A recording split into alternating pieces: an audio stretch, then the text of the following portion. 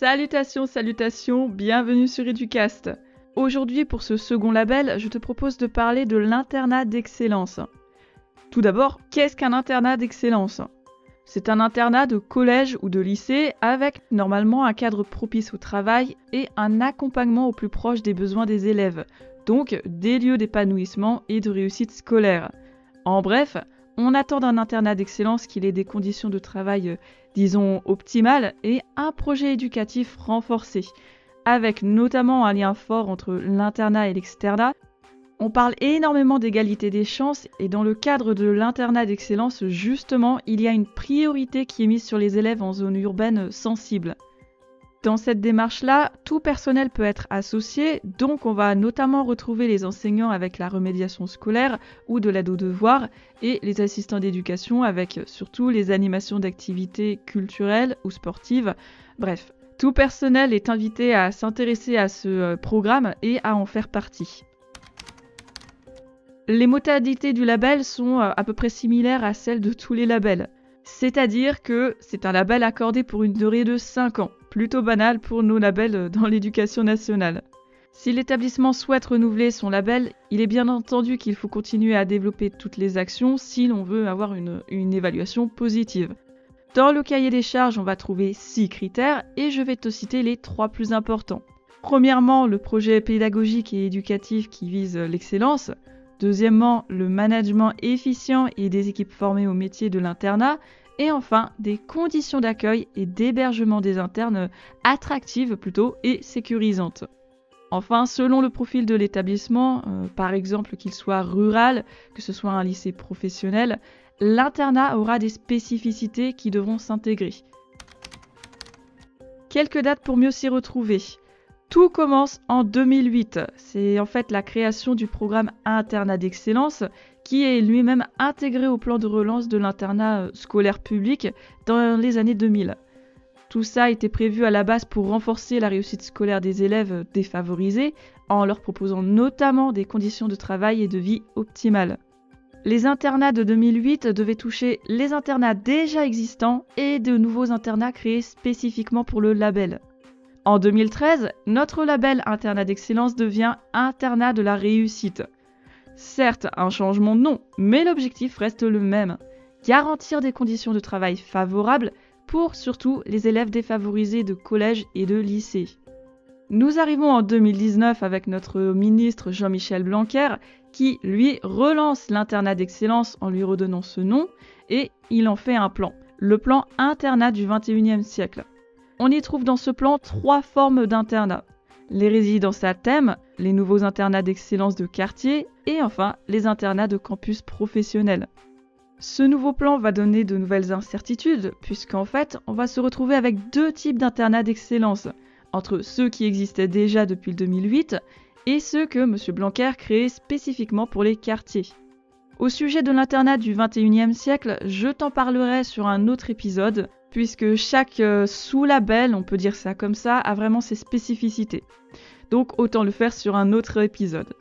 En juin 2023, Elisabeth Borne, qui est à ce moment-là notre première ministre, décide de faire plus d'internats d'excellence en ruralité, avec notamment la création d'un plan de relance et des appels à projets. Dans ce cahier des charges, il y aurait 7 critères sur le label, qui est en fait un sous-label du label, et on aura un regard particulier sur le parcours de l'élève dans le territoire rural. À qui peut bien s'adresser ce label ?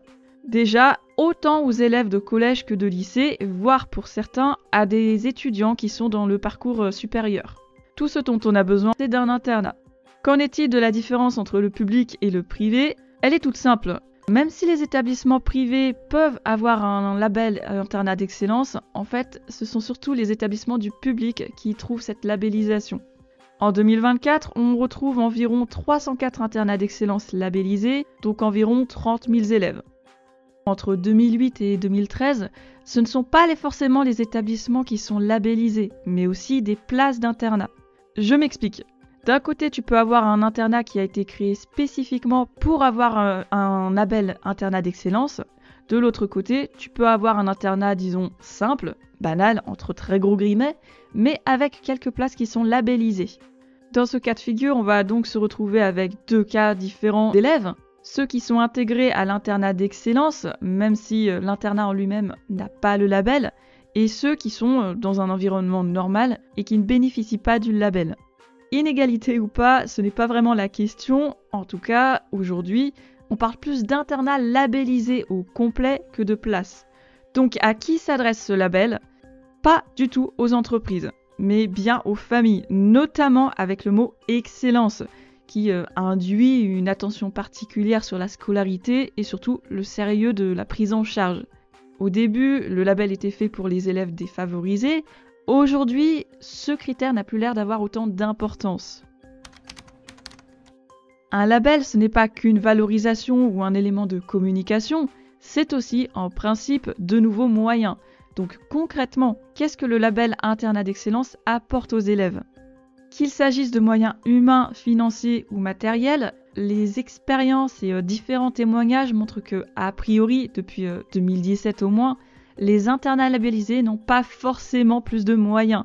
On se retrouvera donc avec des internats qui, pour certains, ont des postes d'assistants d'éducation en plus, à quotité variante, que ce soit à temps plein ou à temps partiel, et d'autres n'auront aucune quotité en plus, n'auront aucune ouverture de poste en plus. Parfois pire, une baisse de quotité. Matériellement, les locaux de l'internat ne sont pas tous rénovés, ne sont pas tous aptes à faire partie de ce qu'on appelle excellence. Ce n'est pas qu'une question de volonté de l'établissement, là aussi on parle de budget. Si le budget n'est pas suffisant, les locaux restent dans un état parfois délabré et matériellement on ne peut pas appeler ça de l'excellence. Au niveau des activités, quand il y a un manque de personnel plus un manque de budget, parfois il y a aussi un manque d'animation, là où justement l'internat d'excellence est attendu dessus. Et d'ailleurs c'est aussi pour ça qu'on le vend aux portes ouvertes. Qu'est-ce que ce label apporte ? Eh bien en réalité, pas énormément. Un rapport d'évaluation avait été remis en novembre 2014 par les cabinets Acadie et Ores et on y voyait en fait un bilan mitigé. Enfin, et pas des moindres, nous assistons à la venue d'un nouveau nom et d'un nouveau statut pour l'internat d'excellence, qui a été créé en 2019 avec la réforme de Jean-Michel Blanquer. C'est le fameux manager ou maître d'internat. Cette personne est sous la responsabilité directe du chef d'établissement et travaille avec le CPE. Une fiche de poste a été mise en ligne en septembre 2023 et on y parle de ceci. Chef de projet, coordination des assistants d'éducation, travail autour du projet pédagogique et éducatif de l'internat, avec aussi son suivi administratif et sa conduite opérationnelle. On y trouve des plages horaires entre l'après-midi et jusqu'à 22h, avec a priori pas de nuit à passer sur place.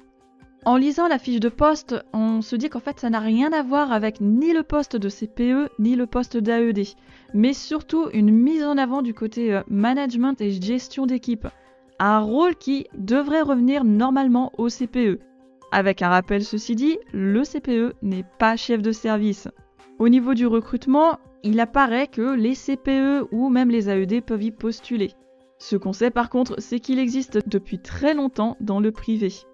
D'ailleurs, le poste de maître d'internat n'est pas nouveau non plus. Avant la création du poste d'assistant d'éducation en 2003, il existait ce qu'on appelait les maîtres d'internat et les surveillants d'externat. Donc le terme de maître d'internat existe depuis très longtemps, simplement refait à la sauce 2019. Quand on parle de manager d'internat ou de maître d'internat, la fiche de poste contrevient directement à la circulaire des CPE qui date de 2015. En gros, il est écrit que tous les CPE de l'établissement jouent un rôle dans l'internat. Donc, aucun ne peut être spécialisé dans ses responsabilités d'internat, sauf dans le privé où c'est régulièrement le cas. Avant de conclure l'épisode, est-ce que les internats d'excellence sont intégrés dans l'enseignement agricole, maritime ou même aquacole ? La réponse est simple, ils sont effectivement visibles dans l'enseignement agricole, mais les lycées maritimes et aquacoles n'ont aucun label internat d'excellence. Nous avons terminé sur ce label. Je compte bien revenir sur notamment le manager d'internat dans un autre épisode, mais en attendant, je te souhaite une très bonne journée. Porte-toi bien et ne baisse pas les bras.